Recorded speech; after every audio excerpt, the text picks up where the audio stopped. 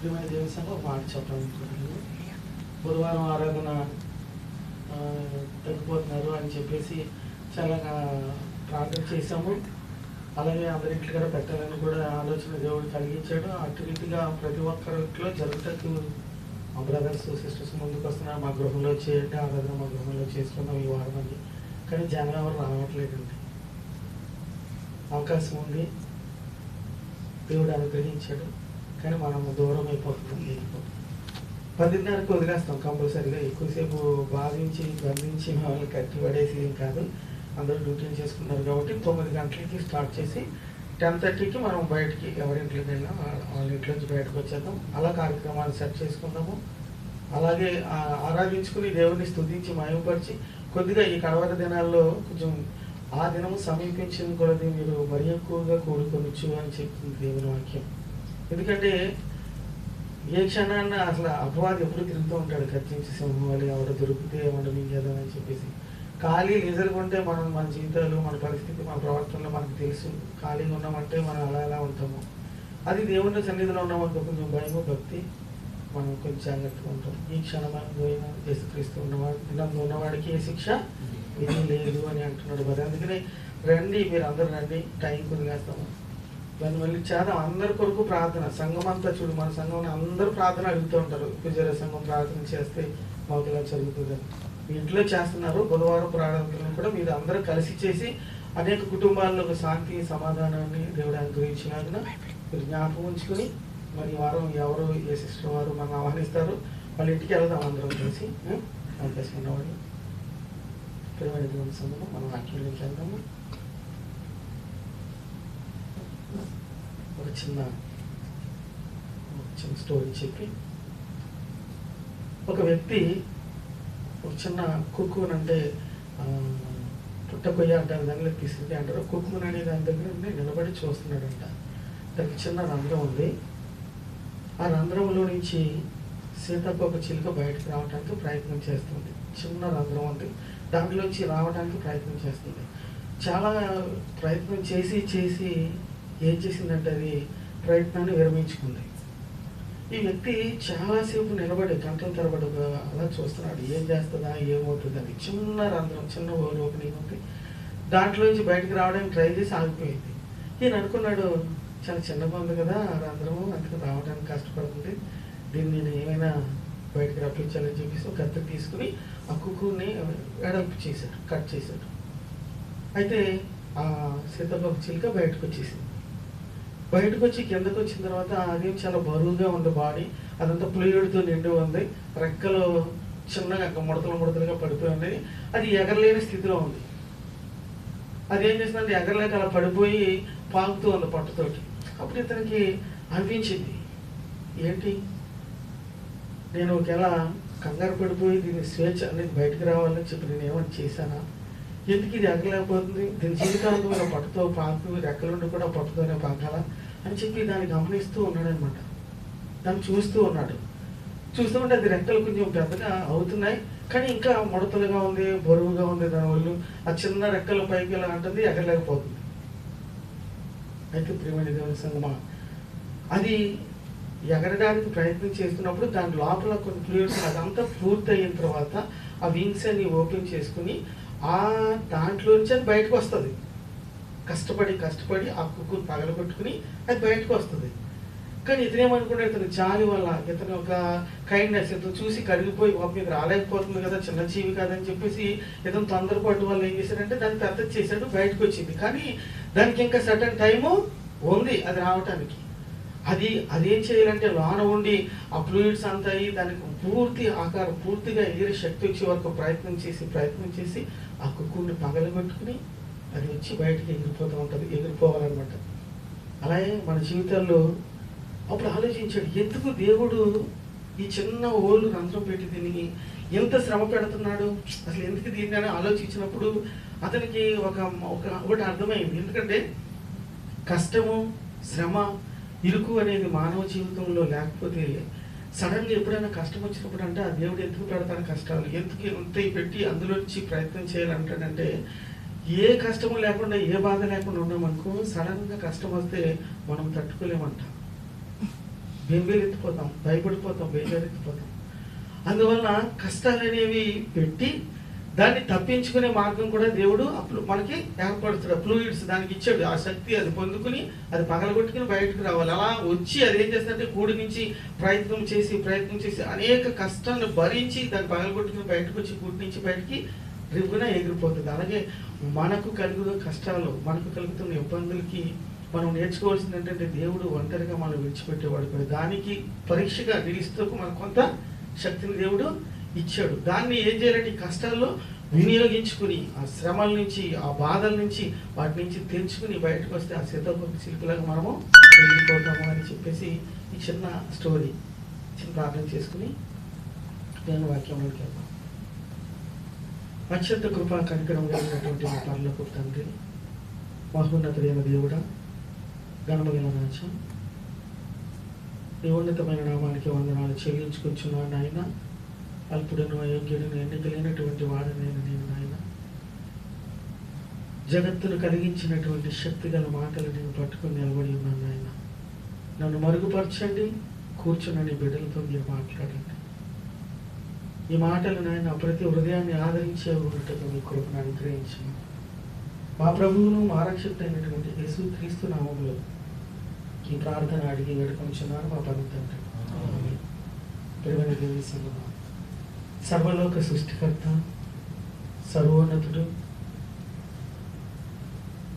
సకల జీవులను పోషించే దేవుడు, కన్న తండ్రి అయినటువంటి ఆ మహనీయుడు, మహాత్ముడు, మానవులంటే ఎంతో ప్రేమ ఆయనకి. ఎంతగా ప్రేమిస్తున్నాడంటే అది చెప్పలేమన్నమాట, వర్ణించలేము దేవుని ప్రేమను. నిన్ను, నన్ను, సర్వలోకాన్ని ఆయన ఎంతగానో ప్రేమిస్తూ ఉన్నాడు.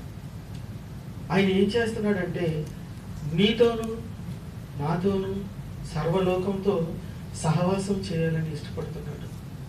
మన దగ్గర ఉండాలని అనుకుంటున్నాడు, మనతోనే ఉండాలనుకుంటున్నాడు, మనలోనే నివసించాలని అనుకుంటున్నాడు. ఆయన ఆ దేవుడు ఎంతగా ఆశపడుతున్నాడంటే నీ పక్కన ఉండాలనుకుంటున్నాను నాయన, నీ తోడుగా ఉండాలనుకుంటున్నాను, నేను నీలోకి వచ్చేద్దాం అనుకుంటున్నాను అని దేవుడు మానవులతో సహవాసం చేయడానికి ఇష్టపడుతూ ఉన్నాడు. దేవుని సంగమా, చూడండి, నేను నిర్గమకాండము 25:8 ఇశ్రాయేలుతో అంటున్నాడు. నిర్గమకాండం 25:8, నేను వారిలో నివసించినట్లు వారు నాకు పరిశుద్ధ స్థలము నిర్మింపవలెను అంటున్నాడు. వారిలో నేను నివసించినట్లు నాకు పరిశుద్ధ, అంటే మనలో ఆయన నివసించాలనుకుంటున్నాడు, మనతో ఆయన ఉండాలనుకుంటున్నాడు. అందుకని వారిలో నేను నివసించినట్లు అంటాడు. అదే నిర్గమ 29:45 చూడండి. అక్కడ కూడా అదే మాట రాయబడి 29:45,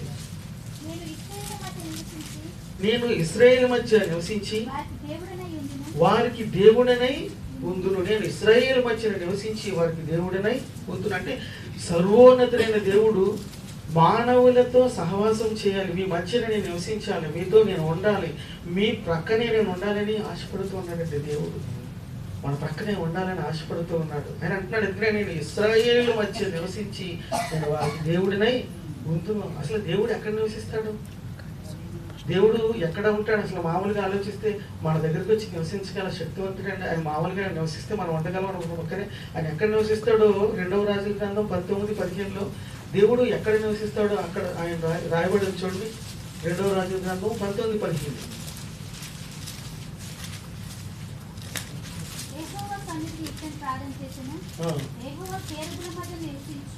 యెహోవా కెరూబుల మధ్య నివసించుచున్న ఇశ్రాయేలు దేవా, భూమి ఆకాశములను కలుగచేసిన అద్వితీయ దేవా,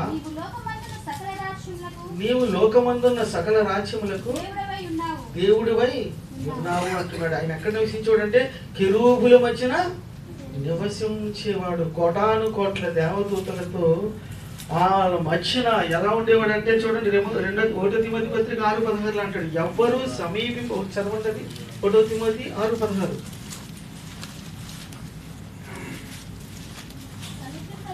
సమీపింపరాని తేజస్సులో ఆయన మాత్రమే వసించుచు అమరత్వము గలవాడై ఉన్నాడు. సమీపింపరాని తేజస్సులో కెరూబుల మధ్యన నివాసము చేస్తున్నటువంటి, మహోన్నతమైన స్థలముల్లో నివాసము చేస్తున్నటువంటి, మహాగణుడైనటువంటి, సర్వలోక సృష్టికర్త అయినటువంటి ఆ దేవుడు మానవుల మధ్య, మనతోటి, మన ప్రక్కనే ఉండాలని ఇష్టపడుతూ ఉన్నాడు. నా ప్రియ సహోదరి సహోదరులారా, మన ప్రక్కనే ఉండాలనుకుంటున్నాడు. ఆయన ఎంత గొప్ప దేవుడో ఆలోచన చేయండి. ఆయన ఎంత గొప్ప ప్రేమమూర్తితో ఆలోచించేయండి. ప్రియమైన దేవుని సంగమా, నువ్వు ఏ స్థితిలో ఉన్నా, నువ్వు వ్యాధితో ఉన్నా, నువ్వు బాధల్లో ఉన్నా, నువ్వు ఇరుకుల్లో ఉన్నా, నువ్వు ఇబ్బందుల్లో ఉన్నా, నువ్వు ఎటువంటి స్థితిలో ఉన్నా నీ ప్రక్కనే నేను ఉండాలి అనుకుంటున్నాడు దేవుడు. మీ ప్రక్కన నేను ఉండాలి, మీకు దూరంగా నేను ఉండేవాడిని కాదు, మీకు దగ్గరగా ఉండాలని నేను ఆశపడుతున్నాను, నేను మీకు దగ్గరగా ఉంటాను అని అంటున్నారు దేవుడు. ప్రియమైన దేవుని సంగమా, మన స్థితి ఎటువంటిదైనా ఆయన మనతో సహవాసం చేయడానికి ఇష్టపడుతూ ఉన్నారు. ఆయన అంటున్నాడు, చూడండి, నేను మీ పక్కనే ఉండాలనుకుంటున్నాను అంటున్నాడు. మీకు దగ్గరగా ఉండాలి, మిమ్మల్ని దూరంగా ఉంచను, నేను దూరంగా ఉండను. మీకు నువ్వు ఒంటరివాడు అయితే నీకు తోడుగా నేను ఉంటానంటున్నాడు. నువ్వు ఇరుకులో ఉంటే నీకు ఓదార్పుగా నీ పక్కన నేను ఉంటానంటున్నాడు. నువ్వు వ్యాధితో బాధపడుతుంటే నీకు ఆదరణగా నేను ఉంటానంటున్నాడు దేవుడు. నువ్వు వృద్ధాప్యంలో ఉంటే నీకు నీడగా నేను ఉంటానంటున్నాడు దేవుడు. నీ ప్రక్కనే ఉంటాను, మీకు ఎవ్వరికి నేను దూరంగా ఉండేవాడిని కాదు, నేను దూరంగా ఉండే దేవుడిని కాదు. మీ మధ్యకి రావాలనుకుంటున్నాను, నీ ప్రక్కన ఉండాలనుకుంటున్నాను, నీలోనే నేను కొలువు ఉండాలనుకుంటున్నాను అంటున్నాను. చూడండి, అపోస్తల కార్యాలు 17:27 అంటాడు, మీకు నేను దూరంగా ఉండే దేవుడిని కాదంటాడు. అపోస్తల కార్యాలు 17:27 వచ్చింది. మరియు యావత్ భూమి మీద కాపురం ఉండుటకు ఆయన ఒకరి నుండి ప్రతి జాతి మనుషులను సృష్టించి వారు ఒకవేళ దేవుణ్ణి తడవులాడి కనుగొందురేమని తన్ను వెదుకు నిమిత్తము నిర్ణయ కాలములను వారి నివాస స్థానం యొక్క పొలిమేరని ఏర్పరిచెను. ఆయన మనలో ఎవనికి దూరముగా ఉండువాడు కాడు అంటున్నాడు. ఆయన మనలో ఎవరికి దూరముగా ఉండువాడు కాదంటండి. ఆయన ఎవ్వరికి దూరంగా ఉండడంట. నూతన సంవత్సరంలో ఆకార వారంలో ఉంటున్న మనము గతించిన సంవత్సరాలన్నిటిలోనూ మన ప్రక్కనే ఉన్న దేవుణ్ణి ఎప్పుడైనా గుర్తించావా నా ప్రియ సహోదరి సహోదరుడా? ఈ నూతన సంవత్సరంలో కూడా నీతోనే ఉండి, నీ ప్రక్కనే ఉండి, ఇరుకుల్లో, ఇబ్బందుల్లో, కష్టాల్లో, ప్రయాణాల్లో, బాధల, కన్నీళ్ళు అన్నిటిలోనూ నీకు తోడుగా ఉన్న దేవుడిని నువ్వు మర్చిపోతున్నావా? నువ్వు గమనిస్తున్నావా? ఆయన్ని ఎప్పుడైనా ఆలోచన చేసావా? నా పక్కన నా దేవుడు ఉన్నాడని, నా పక్కన నా దేవుడు ఉన్నాడని ఎప్పుడైనా ఆలోచన చేసామా మనం? ఆయన అంటున్నాడు, నేను నీకు తోడుగా ఉన్నాను, నేను విడిచిపెట్టే దేవుడిని నేను కాదు, మీలో ఎవ్వరికి నేను దూరంగా ఉండే దేవుణ్ణి కాదు, నీకు నీడగా ఉంటున్నాను, నీకు తోడుగా ఉండాలి అని అనుకుంటున్నాడండి. ఆయన అంటున్నాడు, చూడండి, ఆయన ఏమన్నాడంటే, నేను కంటికి రెప్పలాగా నిన్ను కాపాడుతూ ఉన్నాను అంటున్నాడండి. మనల్ని భూమి మీదకి పంపించాలని ఆయనకి ఆలోచన వచ్చినప్పుడే, నేను మానవుల్ని ఈ లోకాల్లో తయారు చేయాలని ఆయనకి ఆలోచన వచ్చినప్పుడే, మన కోసం ఒక అందమైన, అద్భుతమైన, ఆశ్చర్యకరమైనటువంటి ఒక మహాలోకాన్ని మన కొరకు విశ్రాంతి తీసుకుని అంతగా కష్టపడి ఆ లోకాన్ని మనకి ఇచ్చాడు. అంత కష్టపడి చేశాడు తెలుసా అండి? మనకి ఇచ్చాడు, మంచి లోకాన్ని మనకి ఇచ్చాడు. మనకిచ్చిన ఈ 100 సంవత్సరాల ఆయుష్ కాలంలో ఏది ఎక్కడుందో కూడా తెలుసుకోలేని, అంతులేని రహస్యాలు కలిగినటువంటి అమూల్యమైనటువంటి లోకాన్ని మనకి ఇచ్చాడు. మన బ్రతుకు కాలానికి ఎంత మంచి లోకాన్ని తయారు చేశాడండి. నీవు నేను ఈ లోకానికి వస్తున్నామని, ఈ లోకంలో మనకు రావాలని మనకు ముందుగా ఒక తల్లిదండ్రులను మనకు ఏర్పాటు చేశాడు. ఆ తల్లిదండ్రుల ద్వారా మనకి ఆ ఆలన పాలన ప్రేమ అందించి మనం పెరగటానికి, మనం అభివృద్ధి చెందటానికి, మన ఉన్నతమైన స్థితిలో మనం ఉంచడానికి మనకన్నా ముందుగా మనకి తల్లిదండ్రులను ఏర్పాటు చేశాడు. ఆయన నేను వదలకుండా, నేను విడవకుండా, నేను ఎడబాయకుండా, నేను కంటికి రెప్పలా ఆయన కాపాడుతూనే ఉన్నాడు. ప్రియమైన నా సహోదరి సహోదరుడా, చూడండి, యెషయా గ్రంథము 43:1 వచనంలో, యెషయా గ్రంథము 43:1 నిన్ను సృజించిన వాడను యెహోవా, ఇశ్రాయేలు నిన్ను నిర్మించిన వాడు ఇలాగూ సెలవిచ్చుచున్నాడు, నేను నిన్ను విమోచించి ఉన్నాను, భయపడకుము, పేరు పెట్టి నిన్ను పిలిచి ఉన్నాను, నువ్వు నా సొత్తు అంటాడు. ఇశ్రాయేలు నిన్ను నిర్మించిన వాడు ఇలాగూ సెలవిచ్చుచున్నాడు, నేను నిన్ను విమోచించి ఉన్నాను, భయపడకము, పేరు పెట్టి నిన్ను నేను పిలుచుకున్నాను అంటున్నాడు.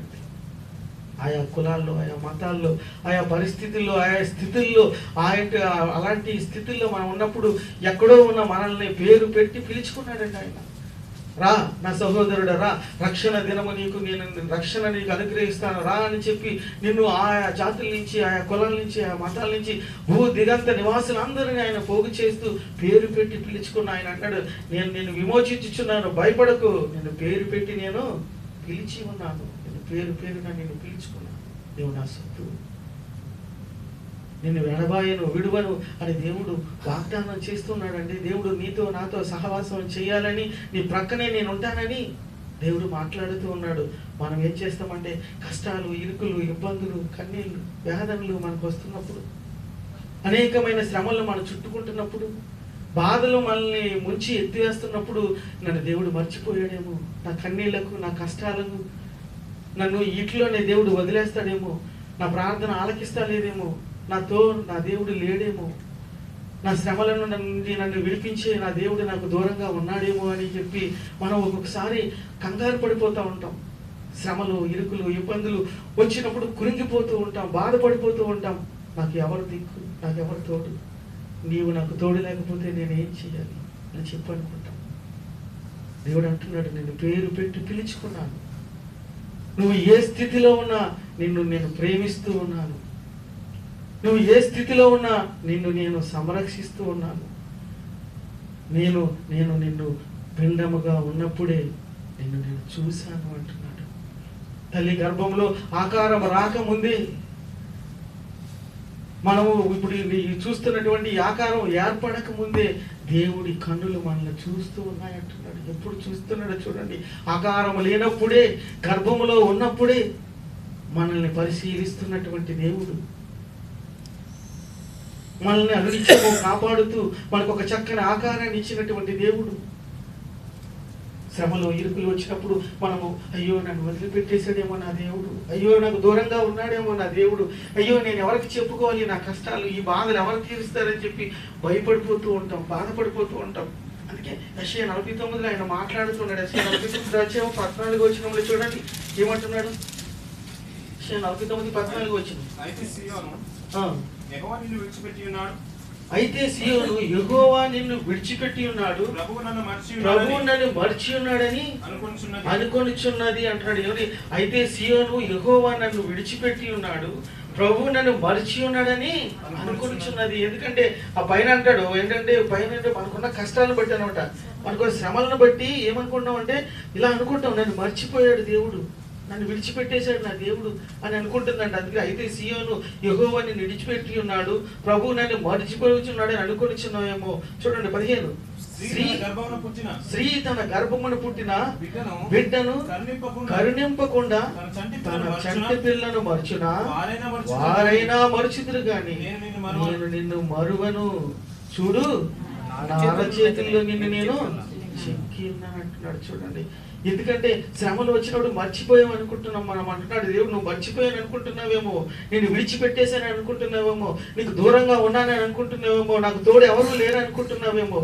నన్ను ఆదరించేవాడు నా దేవుడు నాకు దూరం అయిపోయాడు, అందుకే నాకు ఈ శ్రమలు, నాకు ఈ కన్నీళ్ళు, నాకు ఈ కష్టాలు అని అనుకుంటున్నావేమో. నిన్ను విడిచిపెట్టలేదు. స్త్రీ తన గర్భమున పుట్టిన బిడ్డను మర్చునా, మరవదు. ఒకవేళ వారైనా మర్చిపోతారు కానీ నేను మర్చిపోతలేదయ్యా, నిన్ను మర్చిపోతలేదమ్మా నా సోదరి, నా సోదరుడా, నా కుమార్తె, నా కుమారుడా. నిన్ను ఎక్కడ చూశానంటే నిన్ను రోజు నా చేతుల్లో చూసుకుంటున్నాను అంటున్నాను, చిక్కుకున్నాను నా చేతుల్లో, నేను రోజు చూసుకుంటున్నాను అంటున్నాడు. ఎంత గొప్ప దేవుడు, ఎంత గొప్ప దేవుడు.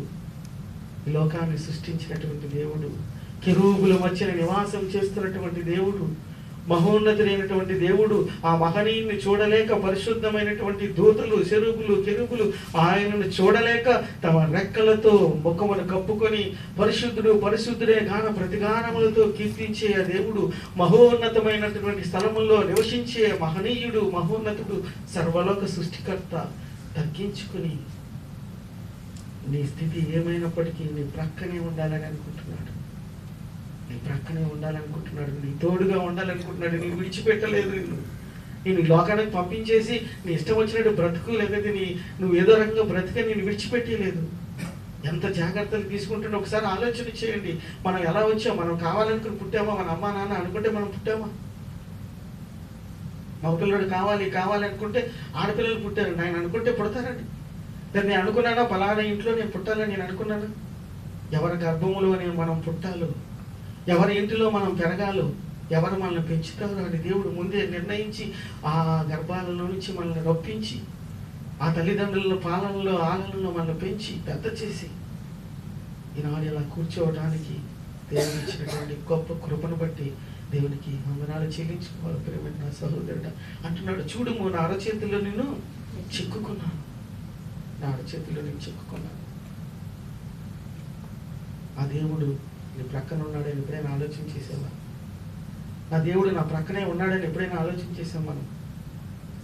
దేవుడు లేడు, ఎవడు లేడు, ఎవడు చూడొచ్చాడు నేను చేసే ప్రతి పనిని అని అనుకుంటూ ఉంటాం.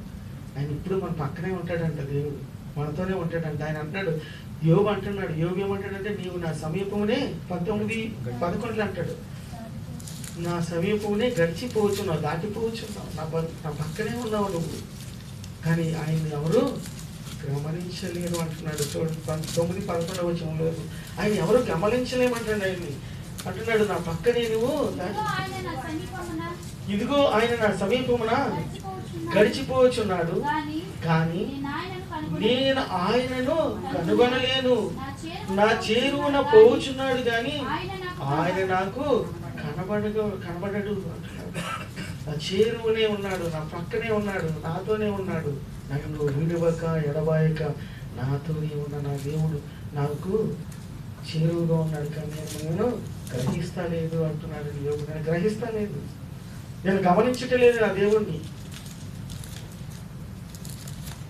ఆలోచన చేయండి. నాకు ఏమైనా జీవిస్తున్నాం నిత్యము నీ కోసం తప్పిస్తూ, నిత్యము నీ గురించి ఆలోచిస్తూ, నిత్యము ఈ యొక్క లోకము నుంచి ఆ మహాలోకానికి, తానున్న లోకానికి తన పిల్లలు నా యొద్దకు రావాలని చెప్పి ఆయన ఎంతగా శ్రమిస్తున్నాడు. ఎప్పుడైనా ఆలోచన చేశాను? ఆయన శ్రమను వృధా చేయాలని, ఆయన యొక్క ఆలోచనను, బాధను, ఆ అదృశ్య దేవుని యొక్క ఆవేదనను అర్థం చేసుకుని మానవులు ఉన్నారేమో, నా పిల్లలు నన్ను గమనిస్తారేమో, నేను పక్కనున్న నన్ను ఒకసారి గుర్తిస్తారేమో, ఇదిగో నా దేవుడు నాకు తోడుగా ఉన్నాడు, నేను ఎవరికి భయపడదు అని అంటారేమో అని దేవుడు చూస్తూ ఉన్నాడు. కానీ మనం ఏం చేస్తున్నామంటే అపవాది విసిరే ఆ రంగుల వలలో చిక్కుపోతున్నామండి. అపవాది విసిరే రంగుల వలలో అది ఏం చేస్తుందంటే ఆశల వలను విసిరి, కోరికలనే మేత చల్లి మానవుల కొరకు వలను ఒడ్డి పొంచి ఉన్నాడు అపవాది. ఎవరు దొరుకుతాడని మరి చూస్తూ ఉన్నాడు. పోయేవాడు వేటగాడు ఉరి ఆశల వల విసిరాడు, కోరికల మేత చల్లాడు. మనిషి కోరికలు తీర్చుకోవడానికి ఆశపడుతూ ఆ వలలో చిక్కుపోతున్నాడు. పడ్డ ప్రతి వాడిని రెక్కలు విరిచి తనకు దాసుడిగా మార్చేసుకుంటూ ఉన్నాడు. దాస్యత్వంలో పడిపోయి మానవుడు దేవునికి దూరం అయిపోతూ ఉన్నప్పుడు ఆ దేవుని ఆవేదన వర్ణనాతీతమండి. ఆయన దేవుడు ఆవేదన అక్కడి నుంచి చూసి ఎంతో బాధపడుతున్నాడు, ఎంతో వేదన చెందుతున్నాడు. అయ్యో, ఈ లోకంలో మానవుల్ని నేను సృజించి నా బిడ్డలకు సమస్తాన్ని నేను అందించి వారిని ఆలనగా ప్రేమగా నేను చూస్తూ ఉంటే ఈ అపవాది విసిరే ప్రతి అడ్డమైనటువంటి ఆ కోరికల్లో పడిపోయి మీరు శాపమునకు లోనైపోయి దాస్యత్వానికి దాసులైపోతూ ఉన్నారే. నేను ఎలా విడిపించాలి, వీళ్ళని ఎలా విడిపించాలని చెప్పి ఆయన ఆలోచించి ఆ కఠిన బానిసత్వపు చెర నుంచి, అపవాది కబంధ హస్తాల నుంచి, దాని యొక్క కుయుక్తుల నుంచి మనం విడిపించడానికి తన కుమారుణ్ణి బలిగా అర్పించి నీకు ఆయన రక్తం ద్వారా నిన్ను కడిగి పవిత్రపరిచి వచ్చి పరిశుద్ధమైనటువంటి గుంపులో నీకు అవకాశాన్ని కల్పించి నువ్వు పవిత్రుడువు, పరిశుద్ధుడువు, నువ్వు క్రైస్తవుడు అని చెప్పి ఒక గొప్ప నామాన్ని మనకిచ్చి ఒక అద్భుతమైనటువంటి మహాలోకాన్ని నీకు నేను ఇస్తాను, నా మాటల్లో నువ్వు నడవమని చెప్తున్నాడు. నా మాటలను ఆలకించి నువ్వు నడవమని చెప్తున్నాడండి దేవుడు. ఆ దేవుని ప్రేమను ఎప్పుడైనా నువ్వు ఆలోచించేసావు? ఆ దేవుడిని ఎప్పుడైనా నువ్వు గమనిస్తున్నావా? నీ పక్కన దేవుడు ఎంత ఆవేదన పడుతున్నాడు, ఎంత నీ కొరకు నా కొరకు తప్పిస్తున్నాడు ఎప్పుడైనా ఆలోచన చేశాను నా ప్రియమైన దేవుని సంగమా? ఆయన అంటున్నాడు, నేను విడువను, నేను నిన్ను విడువను, ఎడబాయను అంటున్నాడండి. చూడండి ఎబ్రీ పత్రిక 13:5 వచనంలో చూడండి. ఎబ్రీ 13:5 వచనం. నిన్ను ఏమాత్రమును విడువను, నిన్ను ఎన్నడను ఎడబాయనని ఆయనే చెప్పాను కదా.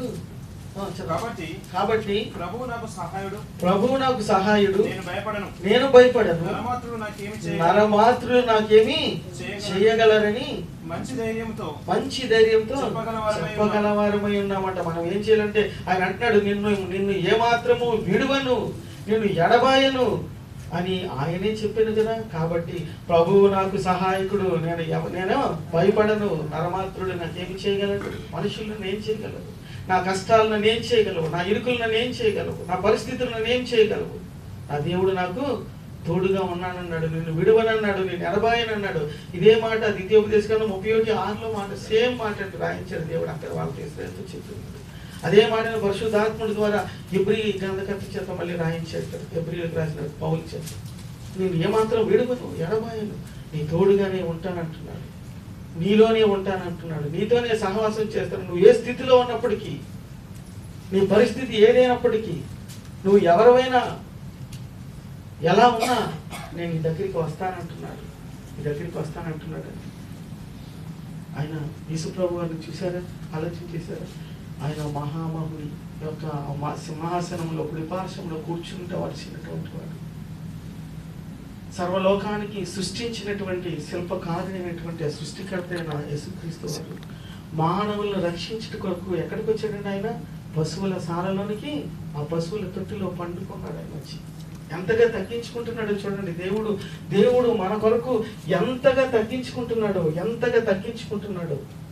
ఆయన ఎంతగా తగ్గించుకుంటున్నాడు. మీ దగ్గరికి రావాలని చెప్పి ఆయన ఉన్నతమైనటువంటి ఆ స్థితిని వదిలిపెట్టి నరునిగా, నరవతారిగా, ఒక పేద కుటుంబంలో పండుకోబెట్టడానికి స్థలము లేకపోతే పశువుల తొట్టులో పండుకున్నటువంటిగా వాడిగా మన దగ్గరికి వస్తానంటున్నాడు, మనతో ఉంటానంటున్నాడు. ఎంత గొప్ప దేవుణ్ణి మనం కలిగి ఉన్నామండి. నేను ఎవరికి భయపడను, నరమాత్రుడు నాకేం చేయగలడు, నాకు వచ్చే స్థితి, నాకున్న పరిస్థితి, నా కన్నీళ్లు నన్ను ఏం చేయగలవు? నా దేవుడు నాకున్నాడు. నేను భిన్నంగా ఉన్నప్పుడే దేవుడు నన్ను చూశాడు, నన్ను నిరూపించాడు, నన్ను నిలబెట్టాడు, నన్ను నడిపిస్తున్నాడు, నన్ను గెలిపిస్తున్నాడు, ప్రతి విషయంలో నాకు సహకారిగా ఉంటున్నాడు, పని చేయడంలో నాకు శక్తినిస్తున్నాడు, ప్రార్థన చేసిన వెంటనే నాకు సమస్తాన్ని సమకూరుస్తూ ఉన్నాడు, వ్యాధి వచ్చినప్పుడు నాకు నీడగా నా పక్కనే ఉంటున్నాడు, నన్ను ఆదరిస్తూ ఉన్నాడు అని అనుకుంటున్నాను. మనం అనుకుంటున్నాం ప్రియమైన దేవుని సంగమా? అంటున్నాడు యెహోషువ 1:9 చెప్తున్నాడు. యెహోషువ 1:9 దేవుడు యెహోషువతో మాట్లాడుతున్నాడు. ప్రియమైన దేవుని సంగమా 1:9 నేను నీకు ఆజ్ఞ ఇచ్చుచున్నాను కదా, నిబ్బరము కలిగి ధైర్యంగా నుండుము, దిగులు పడకము, జడియకము, నీవు నడుచు మార్గం అంతటిలో నీ దేవుడని యెహోవా నీకు తోడుగా ఉండు అన్నాడు.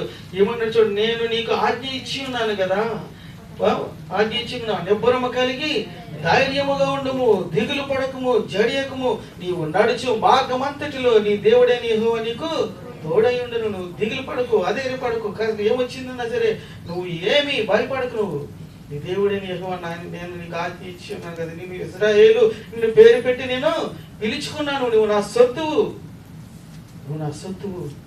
నేను పేరు పెట్టి పిలుచుకున్నాను. భయపడకు, దిగులు పడకు, జడి పడకు, అధైర్యపడకు, నీ కష్టాల్లో నువ్వు కుంగిపోకు, నేను నీకు తోడుగా ఉన్నాను అంటున్నాడండి. నీకు తోడుగా ఉన్నాను అంటున్నాడు. మనం నిజంగా విశ్వసిస్తున్నామా ప్రియమైన దేవుని సంగమం? దేవుడు విశ్వసిస్తలేదు. మనిషి నిజంగా విశ్వసిస్తుంటే దేవుడు నా పక్కన ఉన్నాడు కాబట్టి నేను చెడు పని నేను చేయను అనుకోవాలి. దేవుడు మనతో ఉన్నాడు కాబట్టి మనం దేనికి భయపడకూడదు. కానీ మనము మన సొంత విశ్వాసం దేవుని మీద లేదండి. చూడండి, మత్తయి సువార్త 8:23లో ఒక మాట చదువుతామండి. 8:23లో ఆయన ధోని ఎక్కినప్పుడు ఆయన శిష్యులు ఆయన వెంట వెళ్ళేది. అంతటా సముద్రం మీద తుఫాను లేచినందున ఆ ధోని అలల చేత కప్పబడిను.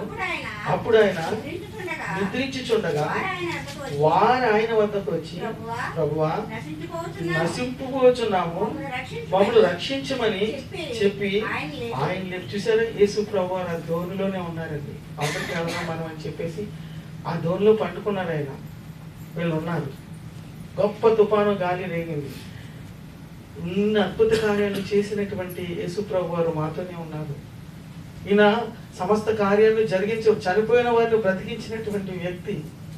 ఏదైతే అది చేస్తున్నటువంటి ఒక మహాత్ముడు, మహనీయుడు, దేవుని కుమారుడు నా ప్రక్కనే ఉన్నాడు అని మర్చిపోయారండి. కంగారు పడిపోతున్నారండి. ఏమన్నారు చూడండి, అయ్యో మేము మమ్మల్ని రక్షింపుము ప్రభువా, మేము నశించిపోవచ్చున్నాము, రక్షించమని చెప్పి ఆయన లేపేశారంట. పక్కన ఉన్నది ఉన్నాడు, శక్తివంతుడు, నాకు చేస్తాడు, నాకు సహాయకుడు, ఈయన ఏదైనా చేయగలడు, ఈయన పక్కన ఉన్నప్పుడు నాకు భయం ఏంటి, నేను భయపడను అని ఆ విశ్వాసాన్ని కోల్పోయారండి. అందుకు నేను లేచి యేసుప్రభు అంటున్నారు.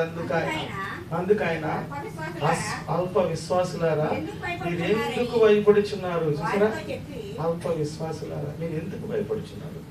నేను మీతో ఉన్నానే, నేను ఎన్ని ఆశ్చర్య కార్యాలు చేశాను, ఎన్ని అద్భుత కార్యాలు చేశాను, అన్ని చూశారు కదా, ఎందుకు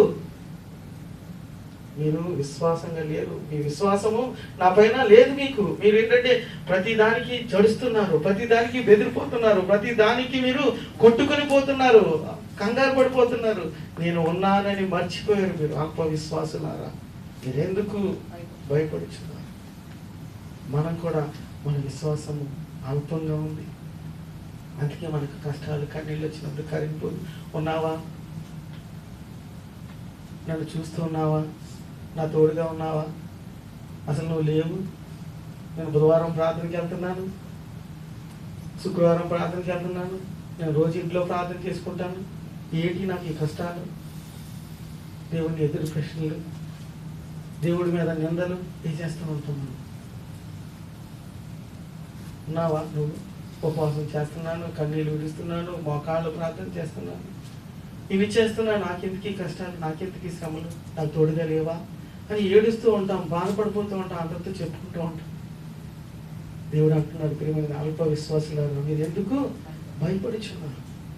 మన విశ్వాసము అల్పమైనదిగా ఉండకూడదు అంటున్నాడు దేవుడి. నూతన సంవత్సరం ఆఖరి వారంలో నువ్వు దేవుణ్ణి విశ్వసిస్తే, నువ్వు దేవుణ్ణి నమ్మితే, నువ్వు దేవునివైనా నిజంగా నా దేవుడు నాకు తోడుగా ఉన్నాడని నువ్వు అనుకుంటే, మన విశ్వాసం ఎలా ఉండాలంటే, ఏదైనా నా దేవుడు నాకు చేస్తాడు, నేను ఎవరికి భయపడను అని చెప్పి నీ కార్యక్రమం లేచిన తర్వాత ప్రార్థన చేసుకుని నువ్వు ముందుకి వెళ్ళిపోవాలంతే.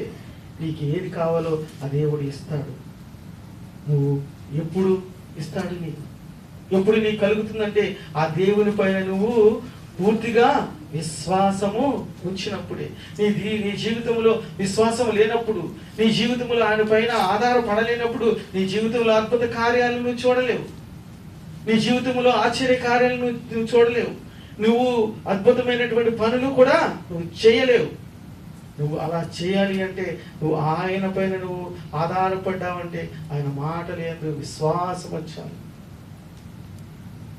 నన్ను ఒంటరిగా నా దేవుడు పంపించలేదు, నేను ఎలా వెళ్ళినా నన్ను కాపాడుతాడు. అందుకనే నేను జలముల్లో పడి వెళ్ళినా ఆయన నాకు తోడుగా ఉంటాడు, అగ్నిలో పడి వెళ్ళినా నాకు నేనుగా ఉంటాడని చెప్పి అంటాడు ఆయన. నేను నా దేవుడు ఏమంటున్నాడు? ఎందుకు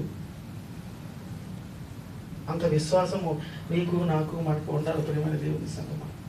ఆ విశ్వాసము లేనప్పుడు దేవుడు తోడుగా ఉన్నాడని మనం మర్చిపోతాం. ఆ విశ్వాసము లేనప్పుడే మనం కన్నీళ్లు పెడతాం. మనం కన్నీళ్లు కారిస్తే మన తండ్రి బాధపడతాడండి. మనం ఏడుస్తూ ఉంటాం. ఒకసారి బాధలు వచ్చినప్పుడు మనం ఏడిస్తే మన తండ్రి బాధపడతాడు తెలుసా. పిల్లలు ఏడిసారనుకో తండ్రి చాలా బాధపడతాడు, కరిగిపోతాడు. ప్రతి చిన్నదానికి అప్పుడప్పుడు ఏదైనా ఏడిసారంటే ఏదో అనుకోవచ్చు, ప్రతి దానికి ఏడుస్తున్నారు అనుకో తండ్రి ఎంతో బాధపడిపోతుంది. ఏంటి చిన్న విషయానికి కూడా ఏడుస్తున్నాడు, చిన్న విషయానికి కూడా బాధపడిపోతున్నాడు. ఏది అడిగితే నేను అది ఇస్తున్నాను, ఏది కోరితే నేను అది ఇస్తున్నాను డాడీ అని అలా చూపించుకొని అది తీసుకొచ్చి ఇస్తున్నాను, తినమని ఇస్తున్నాను, అది కొనమంటే కొంటున్నాను, అడిగిన ప్రతి దాన్ని ఇస్తున్నా, ఇంకా ఎందుకు ఏడుస్తుంది, ఇంకా ఎందుకు ఏడుస్తున్నాడని దేవుడు బాధపడతాడండి. దేవుడు మన పిల్లలు మనం ఎంత బాధపడతామో అంతకన్నా ఎక్కువగా దేవుడు బాధపడతాడు. ఎంతగా చేస్తుంటే ఎందుకు ఏడుస్తున్నాడు. ఏడ్చి దేవుడికి అవమానాన్ని మనం తీసుకురాకూడదు. కన్నీరు జనాల వచ్చిన పెట్టి మనం దేవునికి అవమానం తీసుకురాకూడదు. నీ గదిలోనికి వెళ్ళి నువ్వు రహస్యంగా నువ్వు ఒక్కడు ఏడు, నీ తండ్రికి వినిపించు. ప్రతి ఒక్కరి దగ్గర ఏడవకూడదు, ప్రతి ఒక్కరి దగ్గరికి వెళ్ళి చెప్పుకుని బాధ పడకూడదు. దేవుడు అంటున్నాడు నువ్వు నా పైన విశ్వాసం ఉంచు. ఏలియా దేవుడు సారేపతి అనే గ్రామానికి వెళ్ళమన్నాడు. సారేపతి అనే గ్రామానికి వెళ్ళినప్పుడు ఆ సారేపతిలో ఒక విధవరాలు పొలంలో ఏరుకుంటకు వచ్చింది. పొలంలో ఏరుకుంటకు వచ్చినప్పుడు ఏలియా అంటున్నాడు కొన్ని నీళ్లు తీసుకొస్తావమ్మా అని అడిగాడు. అలాగే అన్నది. నీళ్ళతో పాటు నాకు ఏమన్నా తినడానికి తీసుకురమ్మని అడిగాడు. నీకు తీసుకొద్దామంటే కరువు చాలా గొప్ప భారమైన కరువు ఉంది, గుడ్డిలో ఇంత పిండి ఉంది, ఇంత నూనె ఉంది, ఈరోజు 2 అప్పాలు మేము చేసుకుని నా కొడుకు నేను తిని చచ్చిపోతాం, రేపొద్దు నీకు మాకు లేదు తినడానికి అవకాశం అని అన్నదండి. ఆ దైవజనుడు అంటున్న మాట చూడండి 1వ రాజుల గ్రంథము 17వ అధ్యాయము 17, 12, 15 వచ్చిన చదవండి.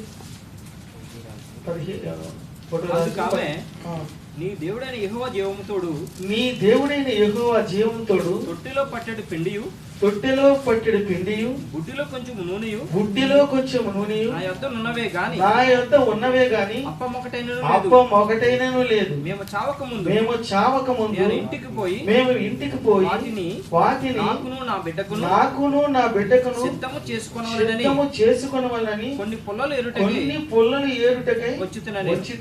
అప్పుడు ఏలియా ఆమెతో ఇట్లా నేను భయపడవద్దు, నీవు పోయి చెప్పినట్లు చేయము.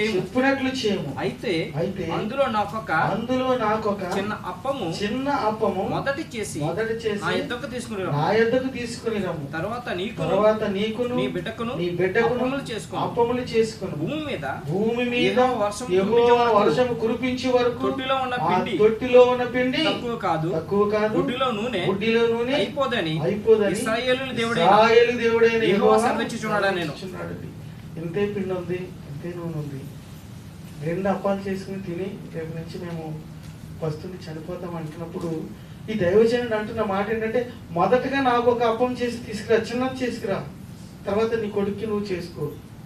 అలా చేసుకుని వస్తే భూమి మీద దేవుడు 3.5 సంవత్సరాల వర్షం కురవకుండా ఏలియా మాట వల్ల ఆకాశాన్ని మూసివేశాడు. దేశమంతా కరువు వచ్చేసింది. ఈ వర్షం కురిసి మళ్ళీ పంటలు పండే వరకు నీ బుడ్డిలో ఎంత పిండి ఉందన్నావు కదా, ఆ పిండి అయిపోదమ్మా, నువ్వు తీసుకురా అన్నాడండి.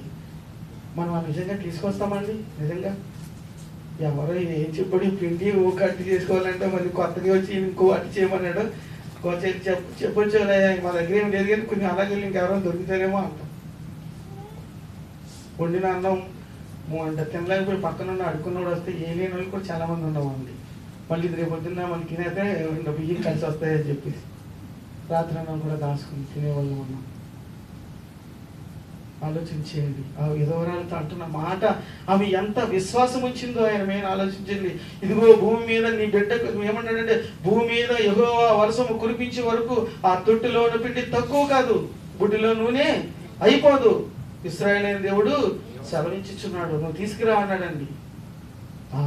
ఇంత పిండిలోనే ఒక చిన్న అప్పం తీసుకొచ్చి ఆ దైవజనుడికి ఇచ్చింది ఆ సారేపతు విధవరాలు.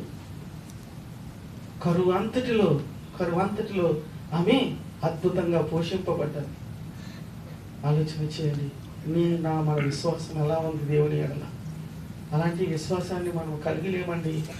ఈ ఆకారి యుగములో యుగాంతములో ఉన్నటువంటి మనము విశ్వాసులుగా ఉన్నామే తప్పించి పేరుకు విశ్వాసుల సదస్సు, దేవుని అంటే భయం ఉన్నట్టు కనిపిస్తున్నాం కానీ దేవుడు అంటే విశ్వాసం లేదండి.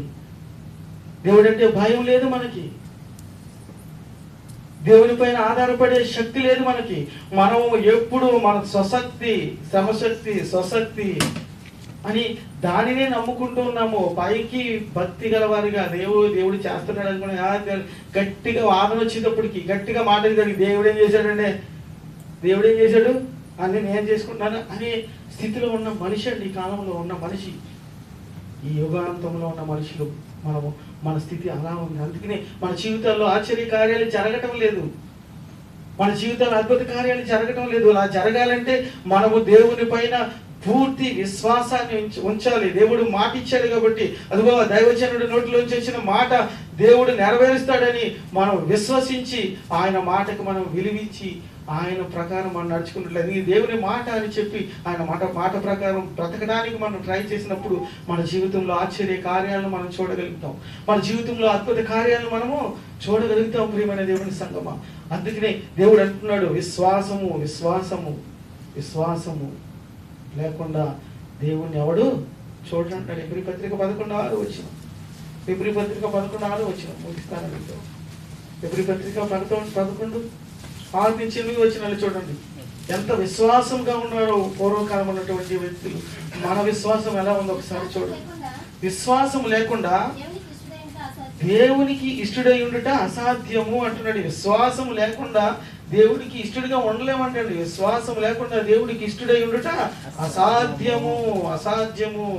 దేవునికి ఇష్టడై ఉండుట అసాధ్యము విశ్వాసం లేకుండా దేవునికి నేను ఇష్టంగా ఉన్నాను, నా దేవుడు నాకు తోడుగా ఉన్నాడు, నా దేవుడు సమస్తం జరిగిస్తాడు అని అనుకోవడం అసాధ్యం. నీకు ఆయన పక్కనే ఉన్నాడు అనేది కూడా నీకు తెలీదు. నీకు విశ్వాసం లేదు కాబట్టి. నువ్వు విశ్వసిస్తే నా పక్కనే నాడు ఉన్నాడు. ఇదిగో నేను నైట్ పండుకున్నాను, ప్రార్థన చేసి పండుకున్నాను, దేవుని దూతలు నా గృహం చుట్టూ కాపలా ఉన్నాయి, నాకు భయం లేదని నిశ్చింతగా నేను పడుకోవాలంటే నీకు ముందుగా విశ్వాసం కావాలి. నా ప్రార్థన ఆలకించిన దేవుడు ఇదిగో తన సైన్య సమూహాన్ని నా చుట్టూ, నా కుటుంబం చుట్టూ, నా యొక్క బంధుమిత్రుల చుట్టూ, నా సంఘం చుట్టూ, నా సంఘంలో ఉన్న ప్రతి కుటుంబం చుట్టూ దేవుడి రాత్రికాల సమయంలో ఉంచుతాడు.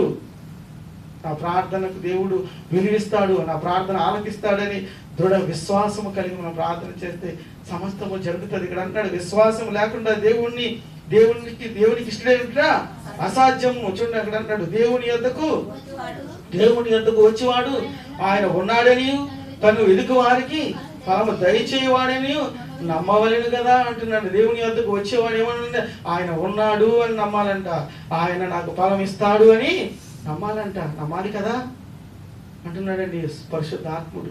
నమ్మాలి కదా, దేవుని యొద్దకు వచ్చేవాడు ఆయన ఉన్నాడని, తను వెదుకు వారికి ఫలము దయచేయవాడని నమ్మాలి కదా అంటున్నాడండి.